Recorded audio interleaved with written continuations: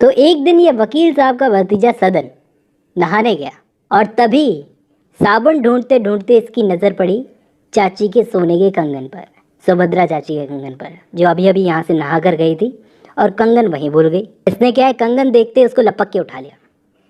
लेकिन कंगन उठाने के बाद में भी इसके दिमाग में ये नहीं था कि चाची का कंगन चोरी कर लूँगा।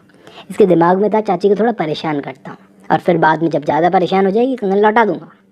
लेकिन इसने क्या देखा कि कंगन खोने के बाद भी सुभद्रा चाची को तो कोई सुध ही नहीं है। 2-3 बार देखा इसने, वो तो परेशान ही नहीं है। तो अब बेटे ने सोचा कि इनको क्या कमी है, ये कंगन तो बहुत महंगा होगा, क्यों ना इसको सुमन बाई को दे दूं जाके। मुझ पर तो किसी को शक भी नहीं जाएगा, क्योंकि कंगन मैंने चोरी किया ही नहीं, कंगन तो नौकरों ने चुराया। अब शाम को ये कंगन लेके गया सुमन बाई के पास में और दिया।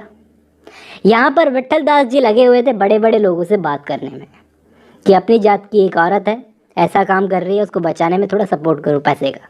तो लोग बड़े बड़े रईस पैसे वाले पैसा नहीं देते थे, वो बोलते थे कि विट्ठल दास जी क्यों परेशान हो रहे हैं, वो औरत को खुद की परवाह नहीं है तो हम क्यों पड़े इसके बीच में। तो कोई सिंपैथी तो पूरी जताता था, लेकिन हमारे नज़रिए से देखो तो इसमें पॉलिटिक्स ऐसा बोलता था। तो हर कोई अपनी सेफ्टी की परवाह करता था। विट्ठल दास जी को किसी से हेल्प नहीं मिली, बड़े बड़े पैसे वालों से कोई उम्मीद नहीं थी। अब उनका बस चलता सबको काला पानी की सजा देते थे। अब उनको उम्मीद भी नहीं थी, तो वापस गए सुमन के पास में, जाकर बोले मैं अपना वादा पूरा नहीं कर सका। सुमन ने पूछा कि किसी ने मदद की, तो बोले कि मैं वकील साहब को तो ला नहीं सका, लेकिन उन्होंने पैसे की मदद की है, उनके अलावा किसी ने भी पैसे की मदद नहीं की। बोले मैंने खूब कोशिश की, वकील साहब आने के लिए नहीं माने, लेकिन वकील साहब हर महीने तुम्हें इतना इतना पैसे देने को, मदद करने को तैयार हो गए हैं। बाकी सेठों ने पैसे के लिए मना कर दिया। लेकिन दोस्तों सच तो अभी ये है कि ये विट्ठल दास फालतू में परेशान हो रहा है। पता है क्यों? क्योंकि सुमन खुद यहाँ से नहीं जाना चाहती। इस वक्त कितना भी इसको ऑफर करे ना कोई, ये नहीं जाना चाहती। लेकिन फिर भी वो विट्ठल दास जी से बोली कि सुबह तक मुझे टाइम दीजिए, मैं सोच कर बताऊँगी। कहकर बहाना दे करके उस टाइम पर टाल दिया विट्ठल दास जी को। विट्ठल दास जी बोले भी सुबह तक क्या सोचना है, चलना है तो अभी चलो, लेकिन वो नहीं मानी, बोले सुबह ही आइएगा। अब इसने क्या है, विट्ठल दास जी के जाने के बाद में सोचा कि ये चांदनी कब तक है, जब तक मैं जवान हूँ और एंड में कुछ मिलना नहीं है, लेकिन इस टाइम जो मिल रहा है उसको क्यों छोड़ूं। लेकिन बात की सोचने लगी कि बात तो सही है, यहाँ सब कुछ है लेकिन अपना कोई नहीं है। बात की अगर सोचूं तो हाथ में कुछ नहीं रहेगा, जब तक मैं जवान हूँ तब तक मिलता रहेगा। फिर वकील साहब के बारे में सोचने लगी कि वकील साहब तो बहुत इंटेलिजेंट आदमी हैं, वो भी चाहते हैं कि मैं यहाँ से निकलूँ, वो कहीं ना कहीं मेरी हेल्प करने को भी तैयार है, तो मैं क्यों उनसे इतनी नफरत करूँ। इसलिए क्योंकि उन्होंने मुझे अपने घर में नहीं रहने दिया। ये तो मेरे लिए अच्छा ही हुआ ना, मैंने दुनिया देख ली। वो एक अच्छे आदमी हैं, उन्होंने मुझ पर दया दिखाई, अभी भी मेरी मदद करने को तैयार है। तो उनके पास जाकर उनके भतीजे का दिया हुआ ये कंगन उनको वापस कर दूंगी और उनसे माफ़ी मांगूंगी कि मैंने उनको इतना गलत समझा। और अब सुमन ने तय कर लिया था कि जितनी जल्दी हो सके उतनी जल्दी इस नर्क से बाहर निकलना। जल्दी से जल्दी विट्ठल दास जी सुबह आए और मैं यहाँ से निकलूँ। 4 दिन की चांदनी के लिए ज़िंदगी भर अंधेरे में नहीं पड़ी रहूँगी, मैं ज़िंदगी ख़राब नहीं करूँगी अपनी, ताकि एंड में मेरे लिए कोई रोने भी नहीं है। जल्दी से जल्दी सवेरा हो, मुझे यहाँ से निकलना है। रात भर इसको नींद नहीं आई, रात भर में इसने तय कर लिया। पूरी रात सोचती रही, सुबह तक इसको नींद नहीं आई। सुबह 2-3 घंटे नींद आई और सुबह उठते ही ये विट्ठल दास जी का वेट करने लगी। सुबह हो गई, सुबह के बाद शाम हो गई। अब इसको यहाँ रहते रहते 6 महीने हो गए थे और 6 महीने के अंदर इसको पूरा एक्सपीरियंस हो गया था कि ये दुनिया कैसी है। बाहर से बहुत ही खूबसूरत लगती है, लेकिन अंदर जंगल, ऐसा जंगल जहाँ पे वहशी जानवर है। कुल मिलाकर सुबह होते होते इसको अकल आ गई कि ये मंडी है, मंडी में सच्चा प्यार नहीं मिलता, यहाँ पर सिर्फ खरीदारी होती है, मंडी खरीदारी के लिए बनी है। अगले दिन सुबह से शाम हो गई, लेकिन विट्ठल दास जी नहीं है। ये इंतज़ार करती रही, इससे रहा नहीं जा रहा था कि कहाँ है, निकलना है मुझे। मन में आ रहा था कि अब कोई मदद करे ना करे, लेकिन मैं तो यहाँ से निकलूँगी। बस एक विट्ठल दास जी जैसा आदमी साथ हो, उनका साथ ज़रूरी है। चाहे मुझे पैसे मत दो, फाइनेंशियल हेल्प मत करो, मैं खुद कर लूँगी। लेकिन रह कहाँ गए ये? एक बार इन्फॉर्म तो करना चाहिए था ना। अगर नहीं भी आ रहे हैं तो इन्फॉर्म तो करना चाहिए था।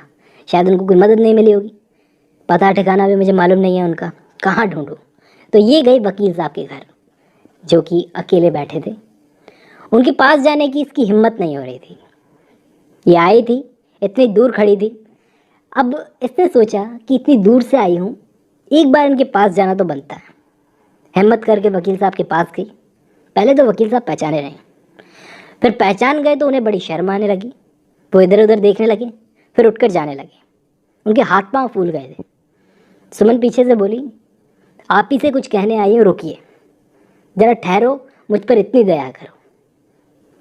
कुछ मांगने नहीं आई आपसे, डरो मत, सिर्फ ये कंगन देना चाहती हूँ, मैं खुद ही चली जाती हूँ, कहकर उसने कंगन फेंका और जाने लगी। वकील साहब ने देखा, ये कंगन तो सुभद्रा का है, इसके पास कैसे आया? तो सुमन बोली, मैं नहीं बताऊंगी कैसे आया। वकील साहब बोले, अब इतना भी शर्मिंदा मत करो, मैं तो तुम्हें मुंह दिखाने लायक भी नहीं हूँ। सुमन समझ रही थी कि मैं इनको मुंह दिखाने लायक नहीं हूँ, वकील साहब समझ रहे थे कि मैं मुंह दिखाने लायक नहीं हूँ, मैंने तुम्हें अपने घर से निकाल दिया। तो सुमन बोली, ये तो आपने अच्छा किया, आपने मेरी ज़िंदगी सुधार दी ऐसा करके, आपका मुझ पर एहसान है। बस इतना याद रखिए कि गरीब की भी इज्जत होती है। इतना कहकर वो चली गई। वैसे वकील साहब को इसने बहुत कुछ बताया कि ये क्यों कैसे इनसे नफरत करने लगी थी, सारी कहानी बताई। उसके जाने के बाद वकील साहब सोचने लगे, जिस बेंच पर वो बैठे हुए थे उसी पर लेट गए, क्योंकि जो कुछ भी सुमन के दिल पर गुजरी थी वो सुनाकर चली गई थी कि अगर उस दिन होली वाले दिन आप वो फंक्शन नहीं करते तो मेरे झोंपड़े में मैं खुश रहती, आज इस दलदल में नहीं घुसना पड़ता मेरे को। वकील साहब अब इन सब का जिम्मेदार खुद को मानने लगे थे, मानो जैसे सारा नेचर उनसे चिल्ला चिल्ला कर कह रहा हो कि वकील साहब, सुमन की ये हालत तुमने की है, तुम हो उसके जिम्मेदार। बार बार उनके कानों में बस यही सुनाई पड़ रहा था कि सुमन की ये सिचुएशन के जिम्मेदार तुम हो वकील साहब, तुम। घर आए, खाना तक नहीं खाया इन्होंने, क्योंकि दिल दुख रहा था कि गरीबों के घर में आग लगा दी मैंने। सुबह उठते ही वकील साहब विट्ठल दास जी के घर पहुंच गए। यहाँ बीवी सुभद्रा को याद आया कि कंगन तो मैं बाथरूम में भूल आई। बाथरूम में देखा, पूरा घर पागलों की तरह छान मारा, जैसे कोई सुई खोज रही हो। नौकर बोले, मालकिन हम तो गरीब हैं, चोर नहीं हैं। अब हुआ सुभद्रा को अपने भतीजे पर शक, सदन पर। तो एक बार वकील साहब से बोली कि आपके भतीजे से पूछूं। वकील साहब को लगता नहीं होगा कि भतीजे ने उठाया होगा, हालांकि है इनके पास में ही। अब रात के वक्त सुभद्रा ने पूछ ही डाला सदन से, सदन लाला, सदन बेटा, कंगन का मजाक मत करना, कंगन अगर तेरे पास है तो मुझे लौटा दे। ये सुनते ही सदन के मुंह का रंग उड़ गया, कलेजा कांपने लगा कि चोरी तो की है और डर सा लग रहा है, और है चुप सा। वो उठ गया, खाना खाते खाते उठ गया।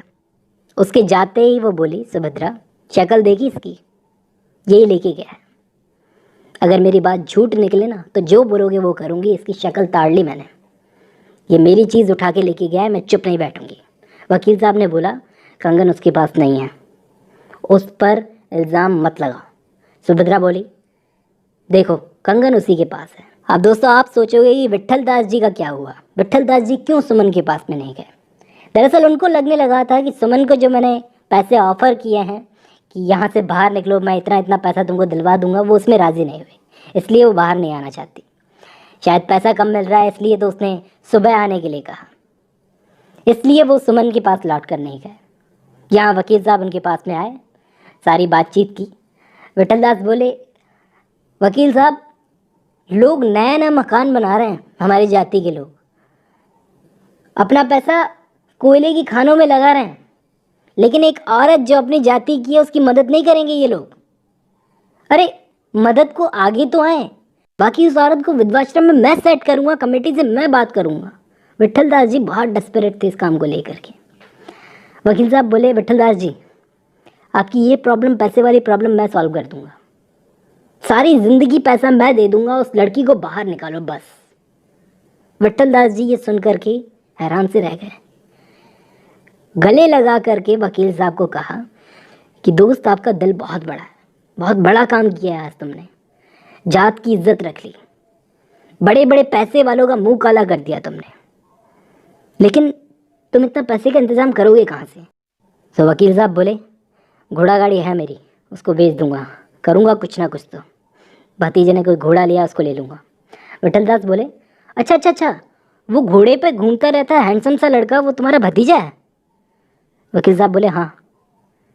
तो विट्ठल दास जी वकील साहब के कंधे पर हाथ रख के बोले, वकील साहब बुरा मत मानना, आपका भतीजा भी सुमन बाई के कोठे पर पड़ा रहता है, मैंने देखा है उसको।